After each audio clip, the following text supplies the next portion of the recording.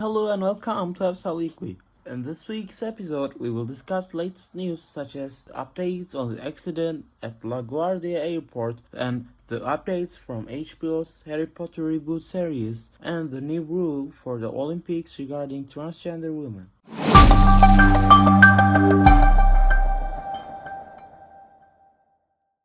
Starting with our first headline, a tragic accident has taken place at New York's LaGuardia Airport. Late Sunday night, an Air Canada Express plane arriving from Montreal collided with a fire truck while landing on the runway. The crash killed both pilots, injured dozens of people, and forced the airport to shut down for hours. The two pilots who lost their lives after an Air Canada Express plane collided with a fire truck have now been identified as Antonia Forrest and Mackenzie Gunther. The crash happened 22nd March night at around 11:40 p.m. local time. A total of 41 people were injured and taken to hospital. And the incident forced New York's LaGuardia Airport to shut down until Monday afternoon. One of the pilots, Mackenzie Gunther, was graduate of Seneca University before being hired by Jazz Aviation, the airline that operates Air Canada Express flights. The university announced that flags on campus would be flown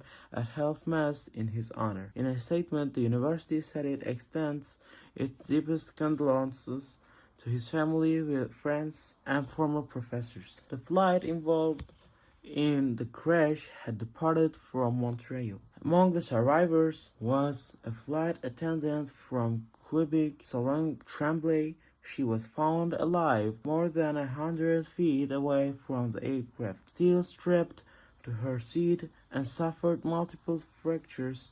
Her daughter later described her survival as a miracle. Two firefighters who were inside the truck that collided with the plane were also injured and taken to the hospital. Flight tracking data and air traffic recordings showed that just seconds before the crash, the air traffic controller could be heard shouting, "Stop, stop, stop," to the fire truck. The National Transportation Safety Board has now released details from the final minutes of cockpit voice recording and tower communications. Investigators say the investigation is still ongoing and will include interviews with the controllers who were on duty that night. Officials also confirmed that a ground radar system that could have warned about the collision did not do so, and the fire truck reportedly did not have a transponder that would have made it easier to detect. As the investigation continues, concerns about air traffic control staffing shortages are once again being raised.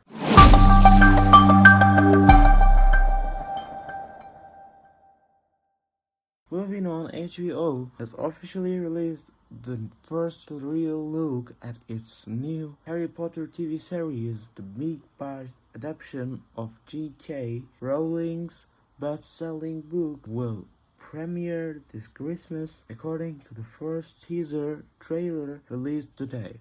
After a long casting process and a very secretive production, Harry, Ron, and Hermione are finally returning to Hogwarts. The new teaser also confirms a previously announced release date, Christmas 2026. The preview focused on Harry Potter and the Philosopher's Stone, which will be the first season of the series. It introduces the three main characters, Harry Potter and his friends, Hermione Granger and Ron Weasley, who meet on the train as 11 years old, heading to their first year at Hogwarts. The 2-minute teaser, which was first shown at a press event in London on Wednesday, also hints at several iconic moments from the book and the 2001 film. These include Harry's first meeting with Hagrid, trying on the Sorting Hat, and his first Quidditch match as Gryffindor Seeker. The actors playing Harry, Hermione, and Ron, Dominic McLaughlin, Arabella Stanton, and Alastair Stout, were selected after a long open casting search for British children aged 9 to 11. They are going to play the three characters over several seasons in real time. The adult cast also includes John Lithgow as Albus Dumbledore, Janet McTeer as Professor McGonagall, and Peppa Asadiu as Professor Snape. The series is being led by Succession writer Francesca Gardiner, while director Mark Mylod, who also worked on Game of Thrones and Successions, will direct several episodes. The new series is expected to explore much more detail from the original book than the 8-film franchise. According to Warner Bros. Discovery's streaming president G. Bay, it could become one of the biggest streaming events in HBO Max's history. Original Harry Potter star Daniel Radcliffe has also reacted to the new casting.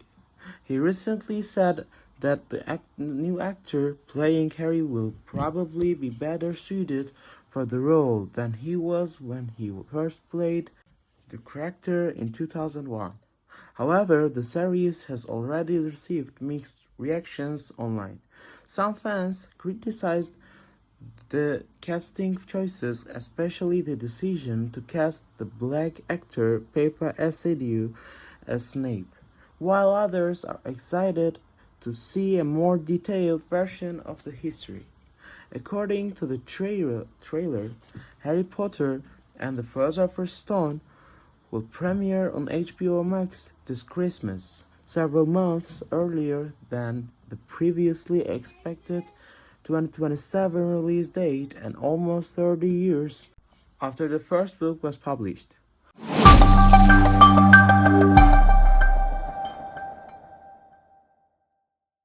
Lastly, the International Olympic Committee has announced a major new rule ahead of the 2028 Los Angeles Olympics. According to the IOC, transgender women and athletes with DSD will no longer be allowed to compete in the female category at future Olympic Games.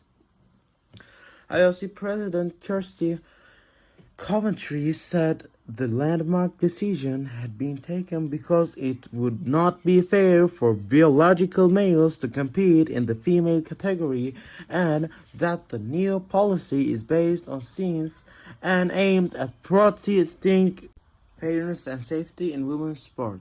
According to the IOC, athletes who want to compete in the female category at future Olympics will have to complete a one-time biological sex screening. This would involve an SRY gene test, which can be done using a cheek swab or saliva test. Coventry said the decision applies to both individual and team sports at the elite level.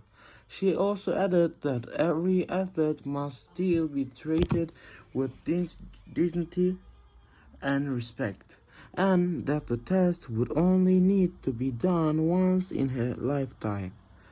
The debate around transgender and DSD athletes in women's sports has been going on for more than a decade. In 2021, New Zealand weightlifter Laurel Hubbard became the first openly transgender woman to compete at the Olympic Games after transitioning. There have also been several high-profile DSD athletes who were registered female at birth but later discovered to have male chromosomes and higher testosterone levels. One of the most well-known examples is South African runner Caster Semenya, who won Olympic gold in the women's 800 meters in both 2012 and 2016. In a document explaining the new rules, the IOC says that athletes who go through male puberty can retain a significant performance advantage in many sports. The organization claims that the difference can be around 10 to 12% in running and swimming events, and even higher in sports that require strength or explosive power. The IOC also says the new policy should be adopted by international sports federations and will apply only to elite level competitions like the Olympic Games, not to amateur or recreational sports. However, the decision has already received mixed reactions.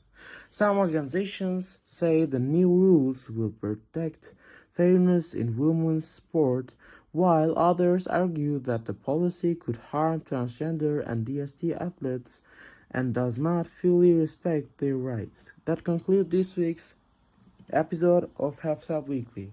This week we explored the latest updates on the accident at New York's LaGuardia Airport, the newly released Harry Potter trailer from HBO, and the International Olympic Committee's new major rule on gender requirements.